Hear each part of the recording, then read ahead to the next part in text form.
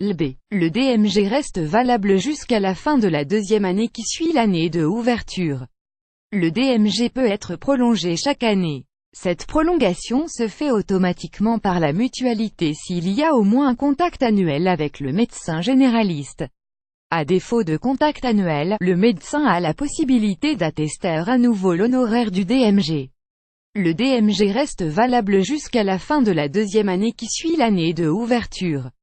Le DMG peut être prolongé chaque année. Cette prolongation se fait automatiquement par la mutualité s'il y a au moins un contact annuel avec le médecin généraliste.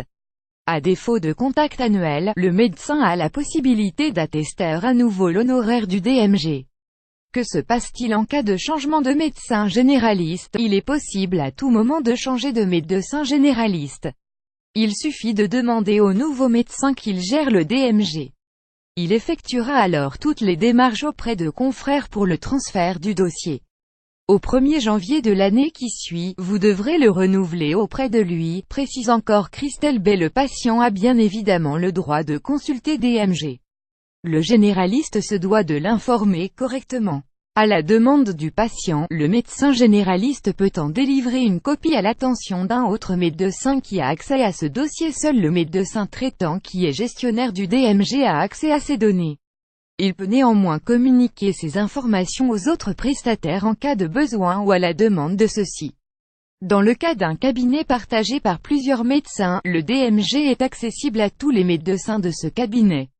Les mutualités n'ont pas accès au contenu du dossier, elles ont juste l'information qu'il existe bien un DMG ouvert chez un généraliste en ce qui concerne les garanties pour la protection de la vie privée. Quand on entend que certaines données sensibles sont commercialisées dans certains hôpitaux, les médecines sont liées au secret professionnel.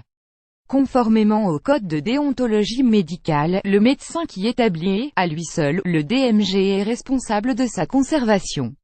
Il décide de la transmission de tout ou une partie de ces éléments, en tenant compte du respect du secret médical. De leur côté, les hôpitaux et les mutualités n'ont pas accès aux données médicales contenues dans le DMG, précise encore la conseillère. Dans ce cadre, une campagne va être mise en place par Solidaris Mont-Wallonie-Picard durant le 4e trimestre 2017. Celle-ci a pour but de sensibiliser les affiliés sur les intérêts médicaux et financiers que peut apporter l'ouverture d'un DMG. Actuellement, 62% des affiliés de Solidaris dans la région de Mont-Wallonie-Picard ont un DMG.